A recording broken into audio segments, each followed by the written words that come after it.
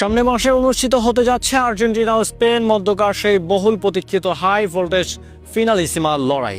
Venue হিসেবে থাকছে কাতারের রাজধানী দোহার লুসাইল স্টেডিয়াম, যে মাঠে 2022 বিশ্বকাপের ফাইনালে ফ্রান্সকে ট্রাইবেকারে হারিয়ে তৃতীয় বিশ্বকাপ শিরোপা জিতেছিলেন লিওনেল মেসির আর্জেন্টিনা। শুধু দুই দল নয়, এটি হবে দুই যুগের শ্রেষ্ঠদের দ্বৈরথ। মাঠে দেখা যাবে লিওনেল মেসির সৃজনশীলতা এবং প্রতিপক্ষের প্রতিরক্ষা ভেঙে দেওয়ার ক্ষমতার সঙ্গে ইয়ামাল ফাতির স্পেন এবং তরুণ প্রতিভার আক্রমণের কৌশলগত প্রভাব। ইতিমধ্যেই হাই ভোল্টেজ এই ম্যাচকে ঘিরে ফুটবল দুনিয়া চলছে তুমুল উন্মাদনা। সেই সাথে আর্জেন্টিনার শিবিরও একাদশ নিয়ে চলছে চুল ছেঁড়া বিশ্লেষণ। কারণ ফিনালিসিমা মানেই শুধুই আরেকটি ম্যাচ নয়, বরং এটি মর্যাদার লড়াই, এদেশের শ্রেষ্ঠত্বের দ্বন্দ্ব। এমন মঞ্চে নামার আগে আর্জেন্টিনা মানেই পরিকল্পনা, ভারসাম্যতার আর অভিজ্ঞতার নিখুঁত মিশন।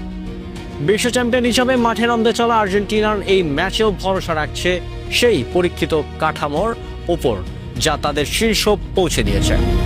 তাই তো হেড কোচ লিওনেল স্ক্যালোনির একাদশে দেখা যাচ্ছে অভিজ্ঞতা, তরুণ গতি আর টেকনিক্যাল শৃঙ্খলার সমন্বয়। তো বন্ধুরা, আজকের প্রতিবেদনে আমরা আপনাদের দেখাতে চলেছি স্পেনের বিপক্ষে সেই বহুল প্রতীক্ষিত হাই ভোল্টেজ ফিনালিসিমা ম্যাচে কেমন হতে যাচ্ছে আর্জেন্টিনার শক্তিশালী একাদশ। 1 নম্বর, এমিলিয়ানো মার্টিনেজ, গোলরক্ষক।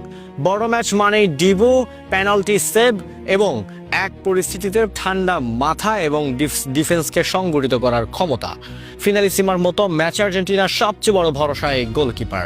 2 নম্বর, নাহুয়েল মোলিনা, আধুনিক ফুলব্যাকের আদর্শ উদাহরণ। রক্ষণ সামলানোর পাশাপাশি ডান দিক দিয়ে আক্রমণের গতি আনেন, বড় ম্যাচে তার ওভারল্যাপ আর্জেন্টিনার অস্ত্র।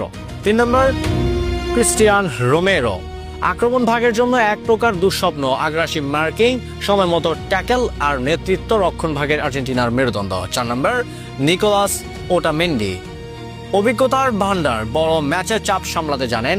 রোমেরোর সঙ্গে তার জুটি আর্জেন্টিনাকে এনে দিয়েছে স্থিতিশীলতা।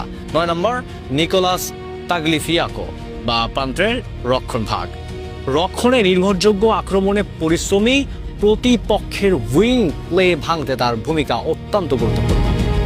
6 নম্বর, রদ্রিগো ডে পল, মিডফিল্ডার, এই দলের ইঞ্জিন, প্রেসিং, ট্রানজিশন আর মেসির জন্য জায়গা তৈরি, সবকিছুর কেন্দ্রে ডে পল। 7 নম্বর, লিয়ান্দ্রো পারেদস, ডিফেন্সিভ মিডফিল্ড, খেলার গতি নিয়ন্ত্রণ করেন, রক্ষণ আর আক্রমণের মাঝমাঠে সেতু হিসাবে কাজ করেন পারেদেস। 8 নম্বর, এনজো ফার্নান্দেস, মিডফিল্ডার, তরুণ কিন্তু পরিণত, পাসিং রেঞ্জ, বল কন্ট্রোল আর দরপাল্লার শট, মিডফিল্ডে আধুনিক ফুটবলের প্রতিচ্ছবি। 9 নম্বর, লিওনেল মেসি, অধিনায়ক ও আক্রমণ ভাগের কেন্দ্র। এই ম্যাচের